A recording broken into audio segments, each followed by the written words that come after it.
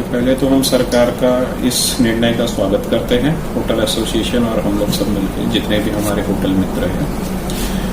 ये जो रिलैक्सेशन हमको दिया गया है 33% का, ये एक तरफ से देखा जाए तो रिलैक्सेशन के अंदर में हमारी कॉस्ट, जो हमारा ब्रेक इवन कॉस्ट कहता है, क्योंकि आज हमारी ब्रेक इवन कॉस्ट ही तकरीबन 33% है। और हमारे माननीय प्रेसिडेंट साहब ने, माननीय सीएम साहब को ये मांग की है कि कम से कम उसको आप ऑक्यूपेंसी 50% तक करके दीजिए, और हमें उम्मीद है कि जल्द उस पर कुछ ना कोई निर्णय हो जाएगा। प्लस 33% के अंदर में आज आप होटल का कोई भी एम्प्लॉय ऐसा नहीं है जिसको आप कह सकते हो कि भैया आप न आइए। भाई 33% के ऊपर तो ब्रेक इवन कॉस्ट ही है, ऊपर से आज ये सैनिटाइजर, डिसइंफेक्टेंट, थर्मामीटर और दूसरे बहुत सारे दीगर एक्सपेंसेस हमारे बढ़ गए हैं। प्लस बिजनेस कम हो गया, जो ऑक्यूपेंसी हमारी थी, अभी हमने शुरू होने के बाद में मुश्किल से हमारी 5% ऑक्यूपेंसी है, जिसके अंदर में हमारी कॉस्ट कहीं से भी नहीं आने वाली। पहले ही आज हम 4 महीने से बंद है।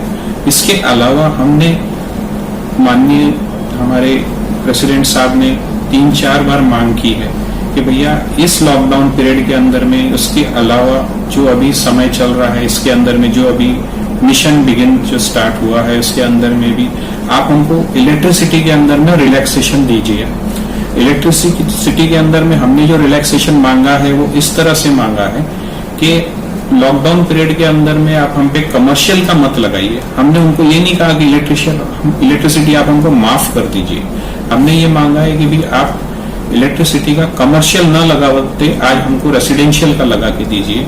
जो आप हमको महानगर पालिका 4 गुना से टैक्स लगा रही है और जो हर साल लगाते आ रही है, वो टैक्स भी आप हमको कम से कम घरगुती टैक्स लगा दीजिए, ताकि हमको कुछ ना कुछ रिलैक्सेशन मिल जाए।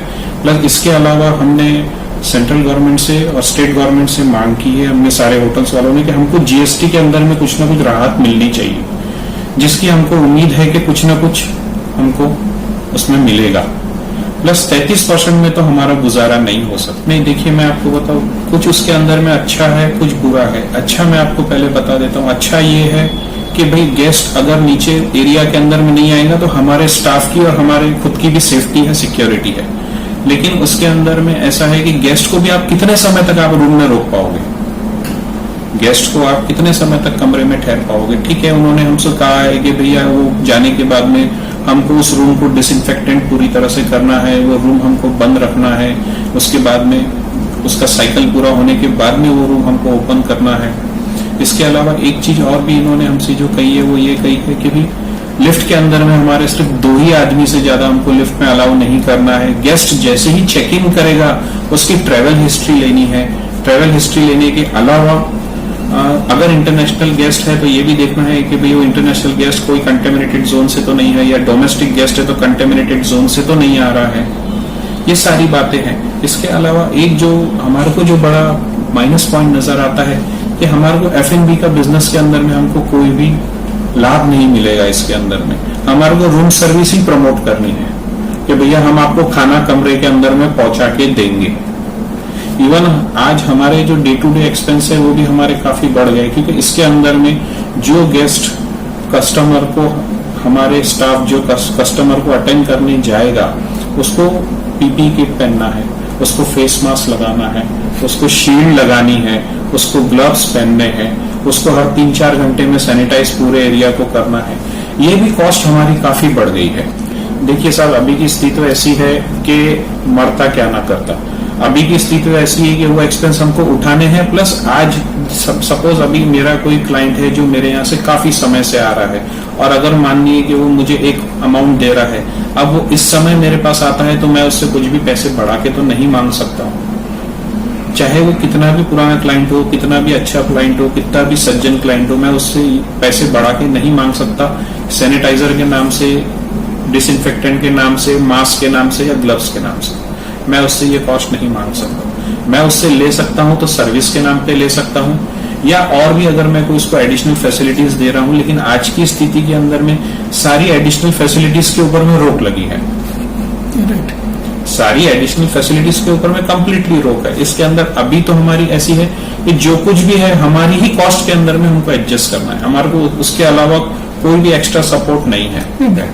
ये एक तरफ से बर्डन भी है, प्लस कैसा हिसाब कि वो एक तरफ से बर्डन, इस तरफ से एक बार अगर आप इस सारी चीजों को पालन कर लोगे तो वो सबके लिए अच्छा है।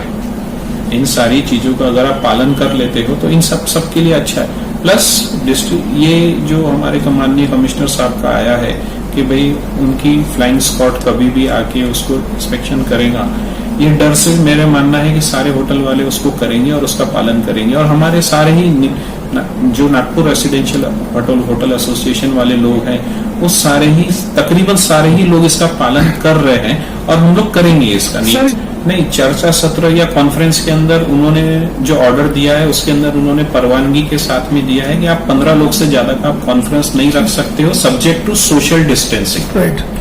अगर आप सोशल डिस्टेंसिंग के साथ कर सकते हो, आपके यहाँ कॉन्फ्रेंस बड़ा रूम है तो सोशल डिस्टेंसिंग के साथ आप 15 लोगों तक का आप कॉन्फ्रेंस कर सकते हो, सब्जेक्ट टू कंडीशन उन्होंने दिया है। हमने ऑलरेडी 2 या 3 बार अभी मांग की है कि हमको नहीं कुछ तो एटलीस्ट जीएसटी के अंदर में हमको आप कुछ रियायत दीजिए। जीएसटी अभी आप एटलीस्ट इस समय के ऊपर में आप हमारा कम कर दीजिए, इस समय के ऊपर आप हमारा जीएसटी कम कर दीजिए। हमने दूसरी मांग रखी है इलेक्ट्रिसिटी की, तीसरी मांग हमने रखी है बिल्डिंग टैक्स की, बिल्डिंग टैक्स आप हमारा कम कर दीजिए।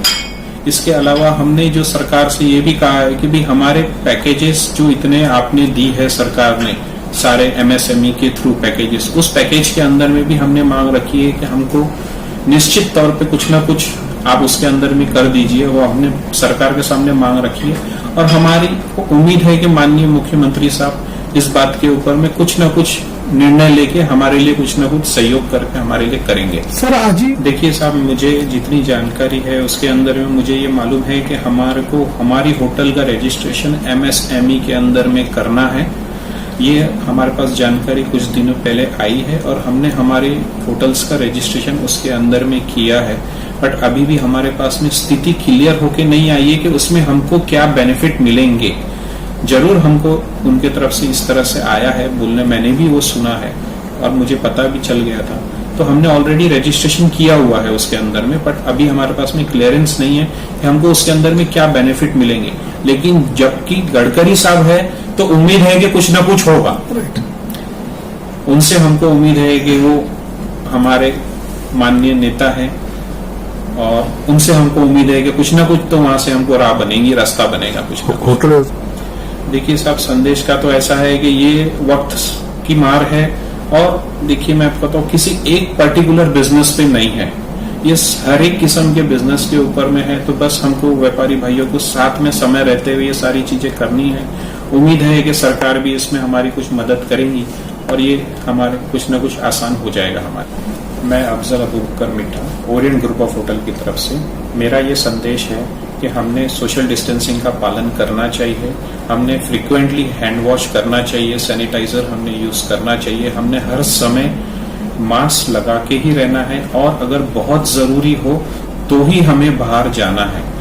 और रही बात जो हमारे कोरोना वॉरियर्स है, चाहे वो महानगर पालिका के हो, जीएमसी आईजीएमसी के डॉक्टर्स हो या और भी कोई दूसरे डॉक्टर्स हो या इवन हमारे महानगर पालिका के जो सफाई कर्मी है, पुलिस कर्मी है या जो पुलिस फोर्स वाले हैं, इन सब का हम तहे दिल से शुक्रगुजार करते हैं। इसके अलावा इस कोरोना पीरियड के अंदर में हमारे जितने पत्रकार भाई है उसका भी हम तहे दिल से शुक्रगुजार है कि वो हर एक चीज की रिपोर्ट तहे दिल से जाके फील्ड पे खड़े रह के अपना काम कर रहे हैं। वो भी हमारे नजर में एक बहुत बड़े कोरोना वॉरियर्स ही है, तो उनका भी मैं तहे दिल से शुक्रगुजार करता हूं और उनसे भी रिक्वेस्ट करता हूं कि आप भी अपना ख्याल रखिए, मास्क लगा के रखिए, सैनिटाइजर यूज कीजिए और सोशल डिस्टेंसिंग का पालन कीजिए।